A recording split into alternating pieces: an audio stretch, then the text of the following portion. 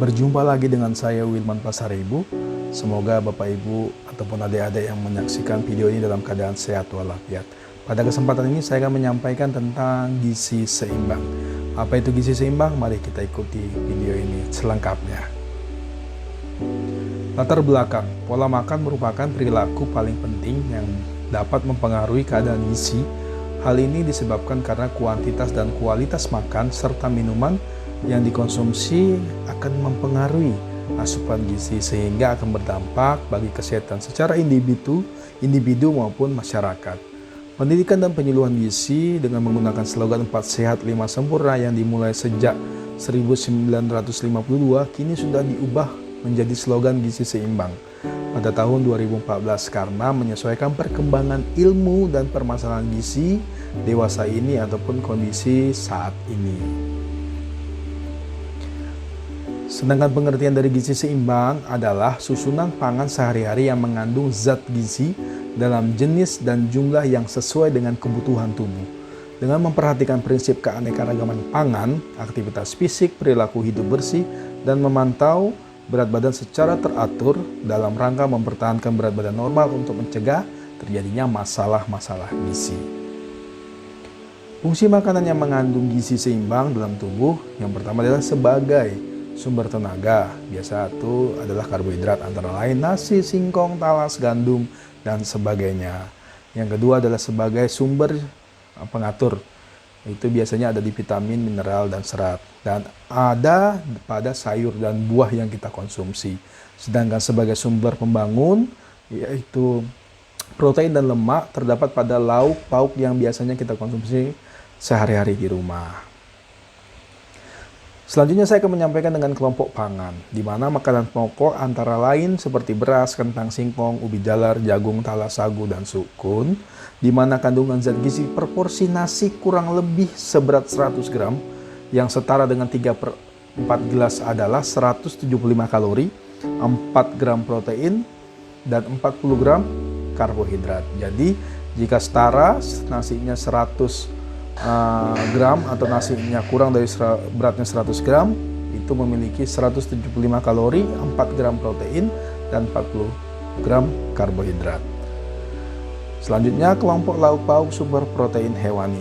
Untuk kelompok lauk pauk sumber protein hewani, kandungan zat gizi satu porsi terdiri dari satu potong sedang ikan segar seberat 40 gram adalah 50 kalori, 7 gram protein, dan 2 gram lemak. Contohnya pangannya adalah daging sapi, daging ayam, telur ayam, susu sapi, susu kambing, udang basah, ikan itu termasuk sumber protein hewani ya. Dan menurut kandungan lemak, kelompok lauk pauk dibagi menjadi 3 golongan. Yang pertama adalah golongan A, yaitu rendah lemak. Daftar pangan sumber protein hewani dengan satu satuan penukar yang mengandung 7 gram protein, 2 gram lemak, dan 50 kalori seperti babat, cumi-cumi, daging asap, daging ayam, daging kerbau, dendeng sapi, gabus kering, hati sapi, ikan asin kering, dan ikan kakap. Kita akan masuk yaitu dengan golongan B, yaitu dengan lemak sedang, di mana daftar pangan sumber protein hewani dengan satu satuan penukar yang mengandung 7 gram protein dan 5 gram lemak dan 75 kalori seperti bakso, daging kambing, daging sapi, hati ayam, kemudian telur ayam, usus sapi, otak, telur bebek asin ya. Sedangkan untuk golongan C yaitu tinggi lemak, daftar pangan sumber protein hewani dengan satuan penukar yang mengandung 7 gram protein, 13 gram lemak, dan 150 kalori dengan sumber pangannya yaitu bebek, belut, kornet daging, sapi, ayam dengan kulit, daging babi, ham, sarden, sosis, kuning telur ayam, dan telur bebek. Selanjutnya sayuran adalah sayuran hijau dan sayuran berwarna lain dan dibagi 3 kelompok. Jadi sayuran juga dibagi 3 kelompok. Yaitu yang pertama adalah kandungan kalorinya sangat rendah seperti gambas, ketimun, selada, kemudian jamur kuping, labu air, lobak, tomat, selada air, daun bawang, bahkan oyong. Sedangkan golongan B adalah kandungan zat gizi per porsinya 100 gram dengan 25 kalori, kemudian 5 gram karbohidrat, kemudian 1 gram protein. Sedangkan sumber Buahnya seperti bayam, kapri muda, brokoli, kembang kol, kemangi, kangkung, bit, kol, kemudian daun kecipir, buncis, daun kacang panjang, kemudian terong, labu waluh, ya seperti itu. Sedangkan tipe C, golongan C untuk sayur-sayuran, kandungan zat gizi per porsinya 100 gram, memiliki 50 kalori, 10 gram karbohidrat, dan 3 gram protein. Sumbernya seperti bayam merah, daun katuk, daun melinjo, mangkokang, kacang kapri, daun talas, tangka muda, melinjo, kluih, daun pepaya, tauge kedelai, dan daun singkong. Selanjutnya yaitu buah-buahan. Yaitu buah-buahan adalah buah yang berwarna. Kandungan zat gizi per porsi buah setara dengan satu buah pisang Ambon, ukurannya sedang atau 50 gram mengandung 50 kalori dan 10 gram karbohidrat. Jadi setara buah pisang Ambon yang ukuran sedang itu beratnya sekitar 50 gram yang mengandung 50 kalori dan 10 gram karbohidrat. Nah, isinya adalah prinsip gizi seimbang, di mana prinsip gizi seimbang terdiri dari empat pilar yang pada dasarnya merupakan rangkaian upaya untuk menyeimbangkan antara zat gizi yang keluar dan zat gizi yang masuk dengan memantau berat badan secara teratur. Yang pertama adalah mengkonsumsi aneka ragam pangan. Tidak ada satupun jenis makanan yang mengandung semua jenis zat yang dibutuhkan tubuh untuk menjamin pertumbuhan dan mempertahankan kesehatannya, kecuali air susu ibu atau ASI untuk bayi baru lahir sampai dengan usia 6 bulan. Jadi kita ketahui bahwa tidak semua pangan bisa memenuhi kebutuhan tubuh kita. Makanya diperlukannya keanekaragaman untuk dapat memenuhi kebutuhan gizi dalam tubuh kita. Apakah mengkonsumsi makanan beragam tanpa memperhatikan jumlah dan proporsinya sudah benar? Tentu tidak benar. Yang dimaksud beraneka ragam dalam prinsip ini selain keanekaragaman jenis pangan juga termasuk proporsi makan yang seimbang dalam jumlah yang cukup, tidak berlebihan dan dilakukan secara teratur. Membiasakan perilaku hidup bersih. Penyakit infeksi merupakan salah satu faktor yang mempengaruhi status gizi seseorang secara langsung, terutama anak-anak. Seseorang yang menderita penyakit infeksi akan mengalami penurunan nafsu makan, sehingga jumlah dan jenis zat gizi yang masuk ke dalam tubuh berkurang. Seseorang yang menderita kurang gizi akan mempunyai resiko terkena penyakit infeksi karena pada keadaan kekurangan gizi atau kurang gizi, daya tahan tubuh seseorang menurun, sehingga kuman penyakit lebih mudah dan cepat berkembang. Sehingga dibutuhkannya perilaku hidup bersih dan sehat. Budaya perilaku hidup bersih akan menghindarkan seseorang dari keterpaparan terhadap sumber infeksi. Yang pertama adalah selalu mencuci tangan dengan sabun dan air bersih mengalir. Kemudian sebelum makan, sebelum memberikan ASI, sebelum menyiapkan makanan dan minuman, setelah buang air besar atau buang air kecil, akan menghindarkan terkontaminasi tangan dan makanan dari kuman penyakit antara kuman dan penyakit tipes ataupun disentri. Menutup makanan yang disajikan untuk menghindarkan makanan dihinggapi lalat dan binatang lainnya serta debu yang membawa berbagai kuman penyakit. Selalu menutup mulut dan hidung bila bersin, ya. Ini sangat-sangat simple, tapi kadang-kadang kita dilupakan agar tidak menyebarkan kuman penyakit, dan selalu menggunakan alas kaki agar terhindar dari penyakit kecacingan. Yang ketiga adalah melakukan aktivitas fisik. Aktivitas fisik yang meliputi segala macam kegiatan tubuh, olahraga, tubuh termasuk olahraga, ya. Segala macam kegiatan tubuh termasuk olahraga merupakan salah satu upaya untuk menyeimbangkan antara pengeluaran dan pemasukan zat gizi, utamanya sebagai sumber energi dalam tubuh. Aktivitas fisik memerlukan energi. Selain itu, aktivitas fisik juga melancarkan sistem metabolisme di dalam tubuh, termasuk metabolisme zat gizi. Oleh karenanya, aktivitas fisik berperan dalam menyeimbangkan zat gizi yang keluar dari dan yang masuk ke dalam tubuh. Memantau berat badan secara teratur untuk mempertahankan berat badan normal. Bila orang dewasa, salah satu indikator yang menunjukkan bahwa telah terjadi keseimbangan zat gizi di dalam tubuh adalah tercapainya berat badan yang normal, yaitu berat badan yang sesuai dengan tinggi badannya, di mana indikator tersebut dikenal dengan indeks massa tubuh atau biasa disebut dengan IMT.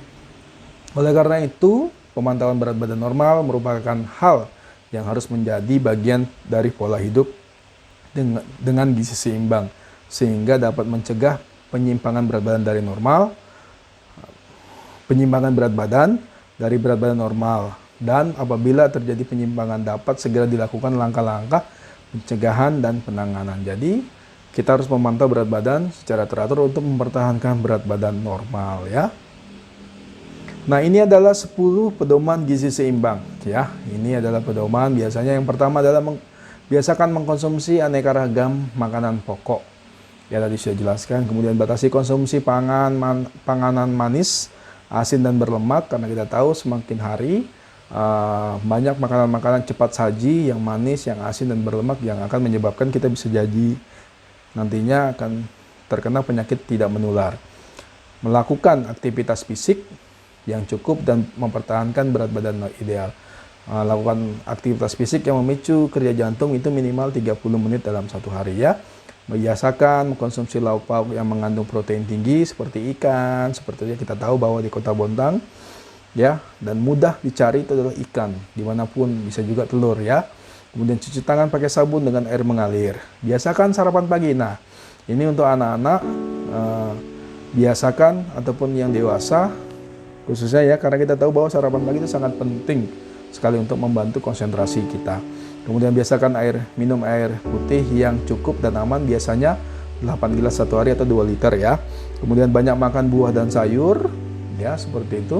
Kemudian biasakan membaca label pada kemasan pangan. Jadi biasakan kita saat membeli makanan dan minuman dalam kemasan ataupun dalam botol tetap melihat label dan membaca label pada kemasan seperti itu ya. Syukuri dan nikmati aneka ragam makanan yang ada seperti itu ya.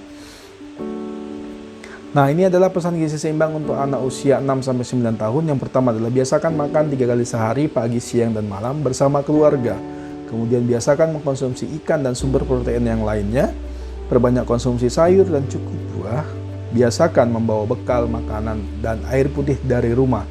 Kemudian batasi mengkonsumsi makanan cepat saji, jajanan dan makanan selingan yang manis, asin dan berlemak. Biasakan menjikat gigi sekurang-kurangnya 2 kali sehari setelah makan pagi dan sebelum tidur. Serta hindari merokok. Memang untuk anak usia 6-9 tahun tidak merokok, tetapi ketika mereka berada di tengah-tengah orang yang merokok, mereka adalah salah satu perokok pasif yang juga bisa menyebabkan gangguan pada tubuh mereka, anak-anak kita. Pesan gizi seimbang untuk usia 10-19 tahun. Pesan gizi seimbang untuk remaja sama dengan pesan gizi untuk anak usia 6-9 tahun. Yang membedakan adalah porsinya lebih banyak. Jadi porsinya anak yang usia 10-19 itu lebih banyak. Sedangkan untuk remaja putri ada dan calon pengantin ya diberikan pesan khusus sebagai berikut. Yaitu biasakan mengkonsumsi makanan aneka ragam makanan. Banyak makan sayuran hijau dan buah-buah berwarna. Sehingga dapat memenuhi kecukupan gizi remaja putri ya. Jadi ada 2 pesan khusus. Biasakan mengkonsumsi, karena banyak remaja putri yang tidak mau mengkonsumsi makanan yang beraneka ragam, tidak suka makan sayur ya, seperti itu. Nah, isi ini adalah gambaran tentang gizi seimbang, yaitu ada isi piringku.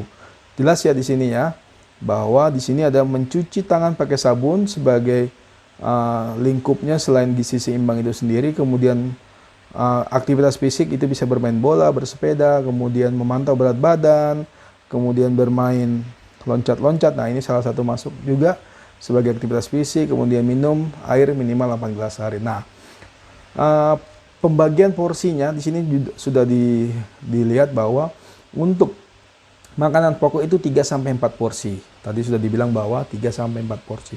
Satu porsi mungkin untuk pagi, 2 porsi itu untuk untuk siang, dan 1 porsi itu untuk malam. Jadi 4 porsi. Sedangkan untuk anak-anak bisa saja mungkin setengah di pagi, setengah porsi di pagi, 1,5 di siang, dan setengah juga di malam. Kemudian untuk lauknya itu 2-3 porsi ya. Ini lauk pauk ya. Jadi sekali makan itu diupayakan ada sumber lauknya hewani dan ada juga sumber pangan nabatinya. Untuk porsi buah-buahan buah-buahannya 2 sampai 3 porsi dalam satu hari. Kemudian sayur-sayuran itu 3 sampai 4 porsi. Ya, di sini sudah ada pembagiannya. Jadi sekali makan itu untuk gizi seimbang yaitu nasi, ya, nasi 1 porsi, ikan juga 1 porsi, ada pauknya, sumber protein nabati, ada buah dan ada sayuran. Nah, seperti dikatakan dari awal bahwa kalau dulu itu 4 sehat 5 sempurna ada susu.